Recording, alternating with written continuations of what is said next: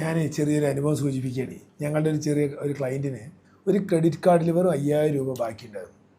ഈ 5000 രൂപ ബാക്കിയുണ്ടായത് ശ്രദ്ധിക്കാതെ അദ്ദേഹം ഹൈദരാബാദിലായിരുന്നു വർക്ക് ചെയ്യുന്നുണ്ടായിരുന്നു. അത് കഴിഞ്ഞ് വിട്ട് അവിടെ നിന്ന് ഗൾഫിൽ പോയി. ഗൾഫിൽ പോയിട്ട് മാന്യമായിട്ടൊരു 10,000-70,000 റുപ്യൊക്കെ സാലറി ഉള്ളൊരു മോശമില്ലാത്ത പണിയായി. എന്നതിന് ശേഷം കല്യാണമൊക്കെ കഴിഞ്ഞ് 4-5 കൊല്ലം കഴിഞ്ഞ് വീട് വയ്ക്കാൻ നോക്കിയിട്ട് വന്ന് വീട് വയ്ക്കാൻ വേണ്ടി തുടങ്ങിയിട്ട് ലോൺ എടുക്കാൻ പോകുമ്പോഴാണ് ഈ ക്രെഡിറ്റ് കാർഡിൻ്റെ 5000 രൂപ സിബിൽ സ്കോറിൽ കണ്ടത്. ചുരുക്കത്തിൽ പറഞ്ഞാൽ തൽക്കാലം അതുള്ളത് കൊണ്ട് അതിന് പറ്റിയ രീതിയിലുള്ള ഒരു ഫിനാൻസിൽ പോയിട്ട് ലോൺ എടുക്കേണ്ടി വന്നു. അതായത് നല്ല ലീഡിങ് ബാങ്കുകളിൽ ലോൺ കിട്ടിയില്ല.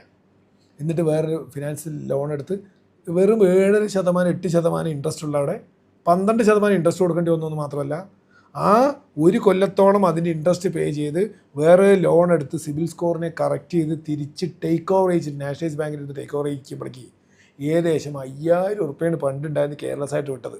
അതിന് ഒരു 1.25 ലക്ഷം റുപ്യോളം കയ്യിൽ നിന്ന് വെറുതെ അങ്ങോട്ട് പോയി. പിന്നെ ഇതിനുണ്ടായ തലവേദനയും.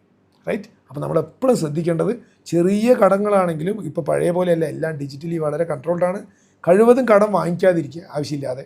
ഉള്ളതുകൊണ്ട് കറക്റ്റായിട്ട് ജീവിക്കാനുള്ള ഷെഡ്യൂൾ ഉണ്ടാക്കി ജീവിക്കുക.